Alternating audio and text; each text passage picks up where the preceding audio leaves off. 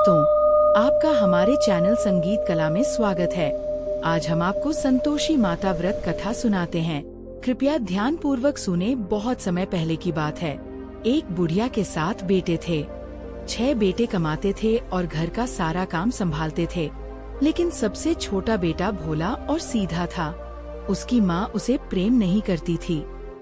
जब 6 बेटे भोजन कर लेते और उनकी थालियों में जो जूठा बच जाता, वही इकट्ठा करके छोटे बेटे को दे दिया जाता। एक दिन छोटे बेटे की पत्नी ने यह सब अपनी आँखों से देख लिया। उसे बहुत दुख हुआ। उसने अपने पति से कहा, माँ आपको जूठा भोजन देती हैं। पहले तो पति को विश्वास नहीं हुआ, लेकिन अगले दिन उसने छिपकर सब देख लिया।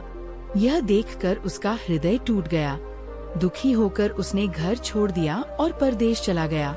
जाते समय अपनी पत्नी को एक अंगूठी देकर बोला, जब तक मैं लौटकर न आऊं, तुम धैर्य रखना। पति के जाने के बाद बहू पर दुखों का पहाड़ टूट पड़ा।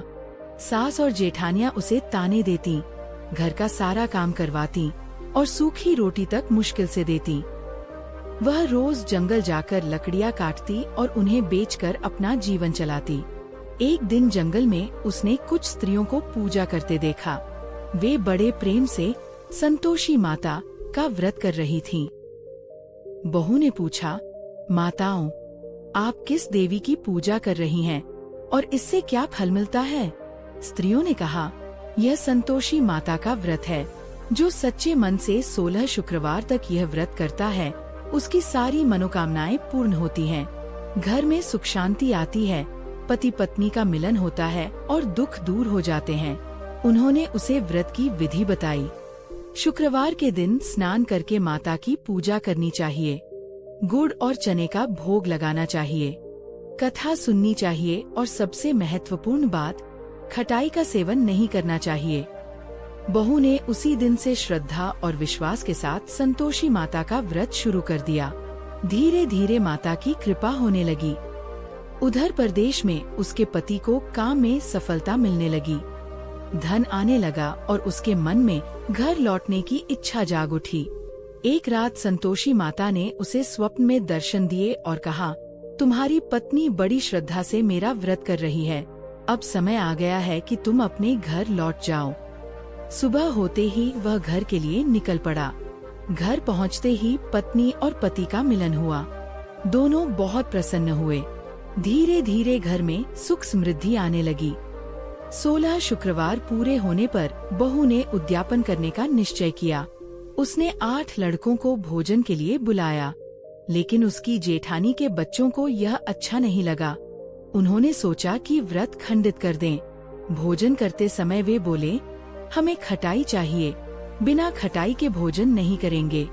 भोली बहू उनकी चाल समझ नहीं पाई। उसने उन्हें पैसे दे दिए। बच्चों ने जाकर इमली खरीदकर खा ली। इससे संतोषी माता रुष्ट हो गई। कुछ ही दिनों में बहू के पति पर संकट आ गया और घर का सुख फिर से चला गया। बहू समझ गई कि उद्यापन में भूल हो गई है। वह रोती हुई संतोषी माता के मंदिर गई और हाथ जोड़कर बोली, हे माता, मुझसे भूल हो गई, मुझे क्षमा कर दीजिए। उसने फिर से पूरे नियम और श्रद्धा के साथ व्रत किया। इस बार उद्यापन में विशेष ध्यान रखा कि कोई खट्टी वस्तु न हो। माता उसकी भक्ति से प्रसन्न हो गई। एक दिन संतोषी माता स्वयं उसके घर प्रकट हुई। उनके तेज से पूरा घर जगमगा उठा। पहले तो सास और जेठानियां डर गईं, लेकिन बहू ने माता के चरणों में सिर रख दिया। माता ने आशीर्वाद दिया, जो भी श्रद्धा और संतोष के साथ मेरा व्रत करेगा, उसके घर में कभी दुख नहीं रहेगा।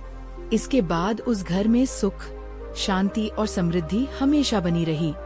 बोलो संतोषी माता की जय।